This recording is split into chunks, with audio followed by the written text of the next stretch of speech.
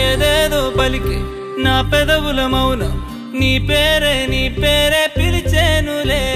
నీ పిచ్చితోనే అల్లాడే ప్రాణం నిన్నేలే తలచేను